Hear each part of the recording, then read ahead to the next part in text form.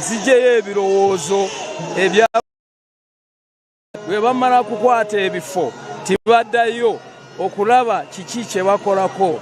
Ekyokubiri boogedde ku kya representation ti Entrepreneur League terina representation va ku lower councils paka mu parliament. Soro nti omusoro gubanyigiriza nnyo, naye gwe tugenze kukitunulamu tusanze tibataaga okusala ebintu bikwatana n'omusoro bye tugenda bikolako. Ekyokuna boogedde ku kintu ekya loani zibamenya interest teri waggulu kati tugeze magezi tugenda regional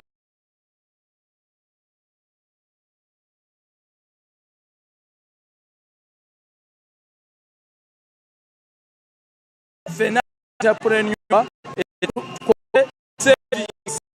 mu saako ezo oba mu development bank ezo mukaaga. Ekirala boogedde abaana jobs skilling, abaana abavudde mu masomero nga batalina emirimu. Ekyo nakyo tukikanyizaako nti tujja kutandika skilling y'abaana baffe aba Uganda.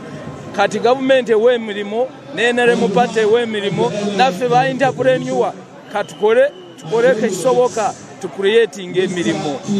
Ensonga zibadde nyingi naye ze nkulu ze boogerako. Mwebale nnyo, mwebalire ddala.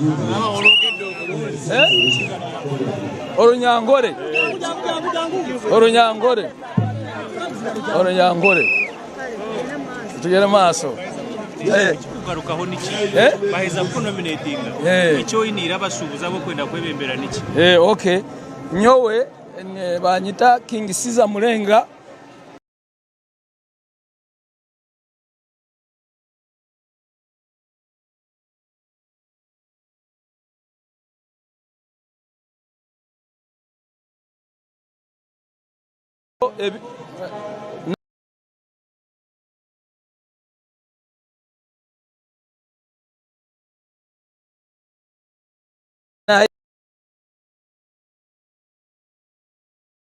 Bingi konga harimo nka bitanu byo bangambire byo ndagambire hanga. Ekyokubanza baragira ngo baronda abantu tibari kugarukayo okureba enshonga zabo. Ekyo ni kimwe. Ekyakabiri baragira ngo ligi zona za NRM kuruga bukiko bwa hansi zine representation mpaka mu ishengero ry'ehanga. Konga ligi y'abashubuzi yo tine representation. Ekyakashatu baragamba ha mishoro temishoro ryo ne banyigiriza habwo kuba twagezeyo twabireba twashanga bataratunga obuhabuzi bwingi okubika ebitabo byabo oshange ne bashore sende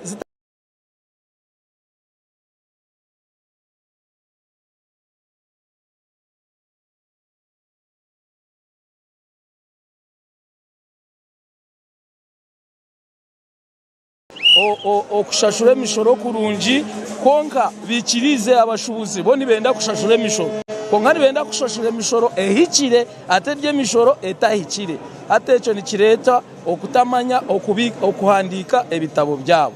Batwaza mu saako baragira ngo esente za banka zirya higuru, interest rate ebyamagoba bya banka birya higuru nnyo, birya higuru birabaremesa okukora profit.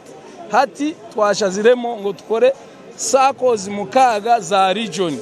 Rero muri yezo sakozi mukaaga we are going turazakora icyo bareta standard offer ezitu turazakora standard offer ekwatire nebi nkebe bitano. Ecyo kubanza banka yo turakorane nayo eraza kutuha obwire buce umuntu member ya applyingira loan ejituye mu bwire bw'ikiri atarageze loan. Ekyakabiri twashaziremo nti abashubuzi standard offer yitu negira ngo interest rate to negotiating n'abaratuha at least nka 15% not 22 15 harigana. Twashaziremo again nti banka zo twaza korengana nazo zaza kugira ki security mortgage banki ragenda egihe 30% kandi eshemerire kugira nga 70%.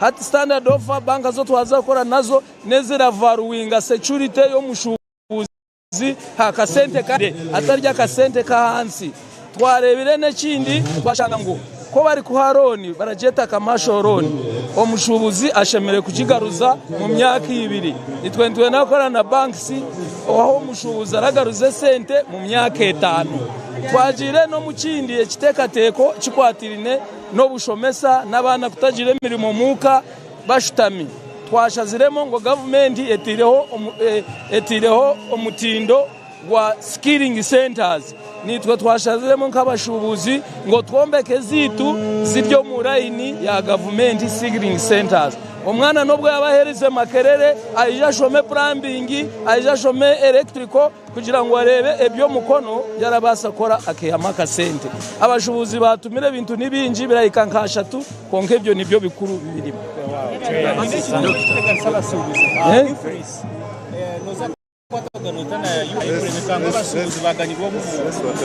ati abashubuzi bo barikiriza okushashura omushoro gwa government echo twakikirizineho nti baraza kushashura omushoro gwa government abo kuba government nitwe abantu kandi government abanditwe tuliyoni tushabe nguto netushabe sente za UP USC za free education esente z'abakozi esente z'ebintu binji zo government shemere kushohoza hata twayikirize nk'abashubuzi ngo nituza kushashura omushoro konka harimo ebizibu abashubuzi binji tibinobwegesibwa obwo kubikamo ebitabo byabo records is a big challenge to entrepreneurship so nitwenda gukora company yo kwegesa records okubika ebitabo kurunji abayo arayebija kucaginga omushubuzi akashashura omushoro gushemeri.